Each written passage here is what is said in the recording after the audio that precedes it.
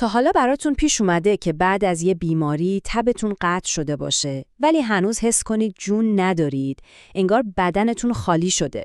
خب بیایید با هم ببینیم این حس چیه و چطوری میشه دوباره اون قدرت یا همون قوت رو به بدن برگردون. این حسو خیلیامون تجربه کردیم. تب دیگه نیست ولی شما هنوز احساس بیحالی میکنید، انگار انرژیتون کاملا تخلیه شده. خب این یه حس کاملا طبیعیه و نشون میده که بیماری هنوز تموم نشده. در واقع شما وارد فاز سوم بیماری شدید. بهش میگن مرحله تخلیه بعد از ویروس. یعنی چی؟ یعنی ویروس رفته ولی جنگی که بدنتون باهاش داشته شما رو کاملا ضعیف کرده. این جمله رو خوب به خاطر بسپارید. ویروس رفته اما انبار انرژی بدنتون رو غارت کرده. یعنی سیستم ایمنی شما برای اینکه بتونه با اون ویروس بجنگه تمام ذخایر حیاتی بدن رو مصرف کرده. الان شما با یه باک کاملا خالی مواجهید. و دقیقاً همینجاست، تو همین مرحله حساس که خیلی از ما یه اشتباه بزرگ میکنیم. اشتباهی که باعث میشه دوره نقاهت خیلی طولانی بشه. و این اشتباه مربوط به غذاییه که میخوریم. ببینید وقتی آدم ضعیفه ممکنه هوس یه غذای سنگین و چرب کنه، اما بدن شما الان توان هضم همچین چیزی رو نداره.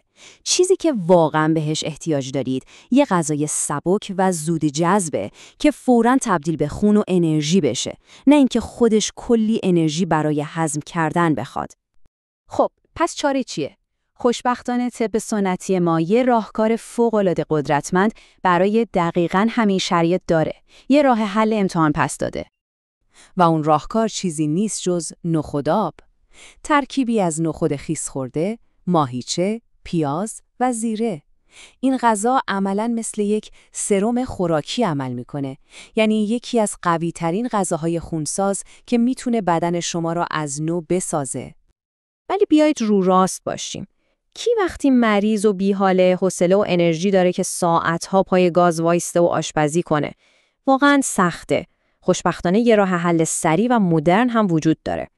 این راه حل جدید در واقع همون اساره و قدرت راهکار سنتی رو به شما میده، منتها خیلی سریع و راحت. بدون هیچ زحمتی میتونید بدنتون رو دوباره شارژ کنید.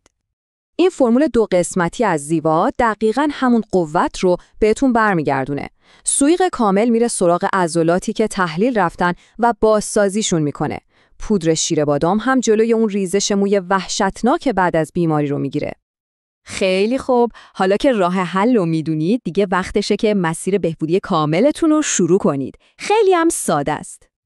برای اینکه بدنتون رو از نو بسازید و دوباره سرپا بشید، همین الان کلمه قوت رو کامنت کنید تا راهنمای کامل بهبودی براتون فرستاده بشه.